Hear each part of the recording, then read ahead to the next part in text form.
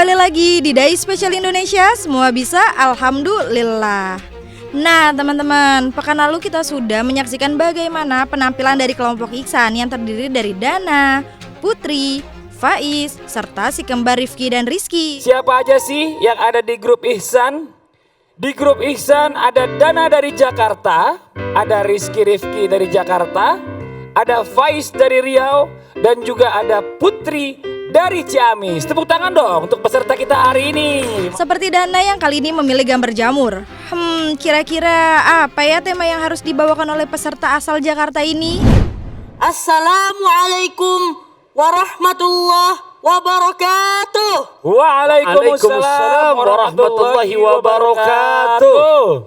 Hamdan wa syukran lillah, salatan wassalaman ala rasulillah wa ala alihi wa ashabihi ajma'in. Amma ba'du. Kali ini saya akan menyampaikan tausiah mengenai sejarah Nabi Muhammad SAW berdakwah di negeri Taif.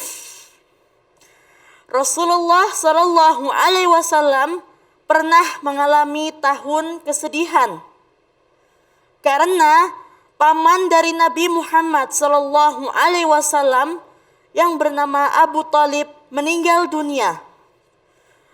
Begitu pula dengan istrinya yang bernama Khadijah binti Khuwailid juga meninggal dunia. Rasulullah SAW merasa bersedih atas wafat keduanya. Pada saat itulah kaum kafir Quraisy terpaksa dan leluasa menyakiti Nabi Muhammad SAW yang menyebabkan Nabi Muhammad SAW pergi untuk berdakwah di negeri Taif dengan ditemani sahabatnya yang bernama Zaid bin Haritsah radhiyallahu anhu. Sesampainya di negeri Taif, Nabi Muhammad SAW bertemu dengan para pembesar Taif. Rasulullah berharap para pembesar negeri Taif mau beriman kepada Allah Subhanahu wa Ta'ala. Namun, kenyataannya mereka menolak dakwah dari Nabi Muhammad SAW.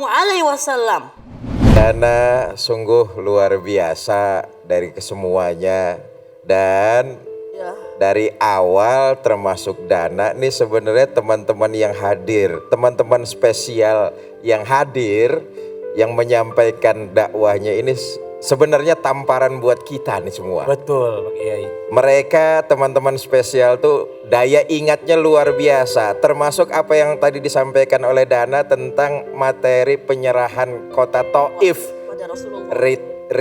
Detail sejarahnya dia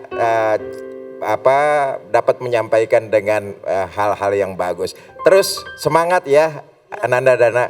Wah, seru juga ya penampilan Dana barusan. Dengan kemampuan bercerita, Dana membawakan tausiahnya itu dengan cukup baik, hingga ia mendapatkan tanggapan positif dari Kiai Fikri Haikal. Putri asal Ciamis juga tak mau kalah. Dengan suaranya yang lantang, Putri yang memilih gambar zaitun ini membawakan tema aroma wangi orang yang berpuasa. Ada apakah tema di balik zaitun?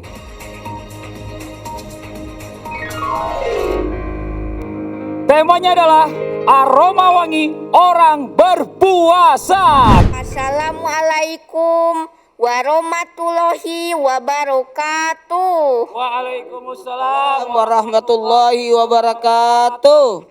Aroma mulut orang yang berpuasa di sisi Allah jauh lebih wangi daripada aroma misik atau kasturi. Tapi ternyata ketika kita berdekatan dengan orang yang berpuasa, kok mulutnya masih bau ya? Ternyata kata Pak Ustadz, maknanya bukan begitu.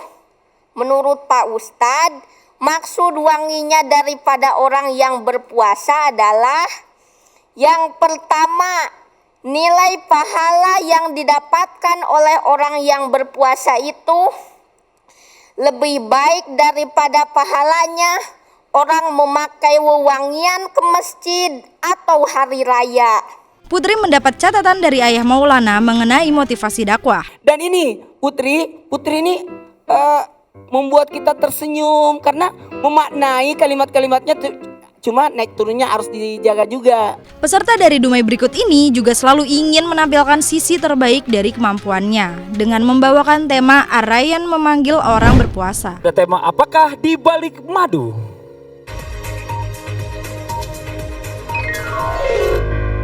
Temanya adalah Ar-Rayyan memanggil orang berpuasa. Judul tausiah saya pada hari ini adalah tentang Ar-Rayyan. Sebagai umat Islam, kita pasti menginginkan yang namanya masuk syurga. Syurga memiliki 8 pintu. Di antara 8 pintu itu, ada 4 yang disepakati oleh ulama dan ada 4 yang masih diperselisihkan. 4 pintu itu adalah yang pertama, babus salah, yaitu pintu untuk orang-orang yang rajin salat.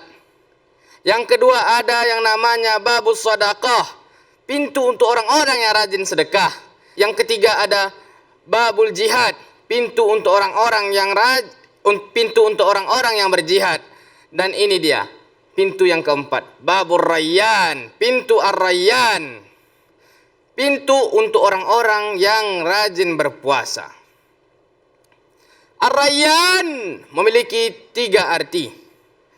Yang pertama puas atau lega, yang kedua menyegarkan, dan juga yang ketiga tidak dahaga.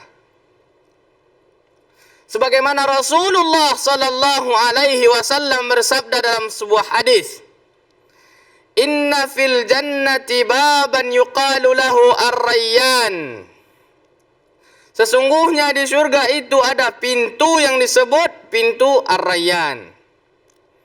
Yaqulu yaumal qiyamah, memanggil pintu itu pada hari kiamat. Aina shaimun, mana orang-orang yang rajin berpuasa? Hal lakum ila Ar-Rayyan, apakah kamu mau ke pintu Ar-Rayyan?